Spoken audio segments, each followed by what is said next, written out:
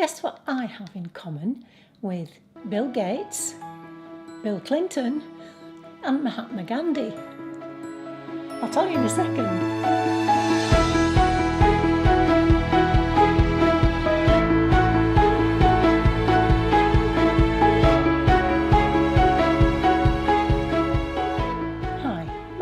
L Conroy. Welcome to Happy Stuff and Fluff, a channel for women over 50 who are getting happy and growing younger.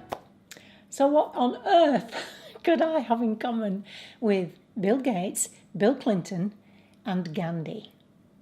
Well, of course, it's a belief in lifelong learning. I'm a great advocate for lifelong learning, as I said in this video here and also in the book Stitch Your Own Silver Linings. Trying something new is the T in the Conroy concept of happiness. The T actually stands for trying new things. Bit of artistic license there. I'm actually talking in the book about learning new things and about lifelong learning. Now, one of Bill Gates' top tips for success is to be a learner. And I want to start off with, because the subject of today is not just being a long learner, but how to be an effective lifelong learner. How to learn more quickly and have that learning lodged more quickly into your long-term memory, I suppose is what I'm talking about today. And the first thing I want to suggest is that you be curious. I've talked about curiosity before. It's one of our strengths. I'll leave a link to that here. But curious meaning being interested with humility. And by that I mean not being worried about being green or being a baby at something, going back to being a baby, going back to that newness where you approach something and you know absolutely nothing about it, and you possibly feel out of your comfort zone. You have to be prepared to do that. And, I think we are women over 50. We have learned, hopefully we've learned, that those times where we made mistakes, shall we say, in the past, or where we were slightly inept at doing something but got better, those mistakes helped us to learn. It's part of learning. And so you have to embrace the idea that you may just possibly, I hate to use this phrase, make a fool of yourself. It isn't making a fool of yourself at all. It's making a mistake and learning from it. It's having humility towards learning and embracing the idea that you are going to make mistakes and learn from it. So first of all, you have to be curious. Bill Gates talks about the fact that whatever it is you want to know today, in today's world, there's never been a better time to increase your knowledge, because it's available to you, or certain kinds of knowledge are available to you at the touch of your fingertips. But we're talking about, or I'm talking about, because my passion is practical wisdom, and I'll talk about that on another video, or you'll hear me talk about that more as we go along. But if you start out with curiosity, with an interest in learning something new, that can then become a passion, and of course you get better and better as you go along. So that's the first thing. The second thing is, a tip for you is to try to combine your new learning with experience. So for example, you do this when you read about something or learn about something through reading, and then put that particular thing into practice. Or let's say you're watching a makeup tutorial and you watch it and then you do it. That's cementing the learning.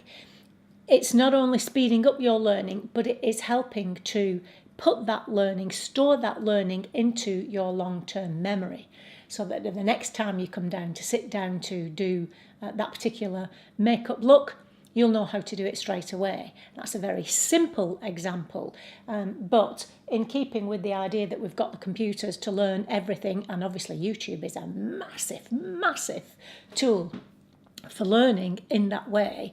If you combine your learning, with the experience of actually doing what you've learned, that serves to strengthen those connections I talked about last week in your brain and create those neural pathways quicker and more strongly, if you like, than otherwise. So, for example, if you do things like painting, you look at something and you read in a book about how to do something, and then you pick your pencil up and put into practice what you've just learned. All those kinds of things are the easiest way to learn more quickly. Now, in order to do that, it takes focused attention. The kind of focused attention that a very eminent positive psychologist, Mihai Csikszentmihalyi, talked about when he talks about flow. Flow is the psychology of optimal experience, and this is the work of Mihai Csikszentmihalyi. It's all about flow. Flow is that experience where, have you ever been doing something that you enjoy doing and you've been so absorbed in what you're doing that time just flies by? Not only does time fly by, but you don't acknowledge or sense the fact that you are hungry, so you could possibly miss meals. You don't notice that there are other people around you, even because you are so totally focused on what you are doing. You almost lose the sense of self. And then when you stop doing what you're doing and you look around you, oh my goodness, I've been doing that for an hour, 2 hours, whatever. It happens to me when I'm researching all the time. You're so totally absorbed in what you're doing. So this is a great thing to be doing. It helps with our positive emotions, although you don't actually feel those positive emotions while you're in flow because you're so totally focused on what you're doing. Afterwards, you feel the benefit from it. And these are just 3 steps to helping you to create that experience.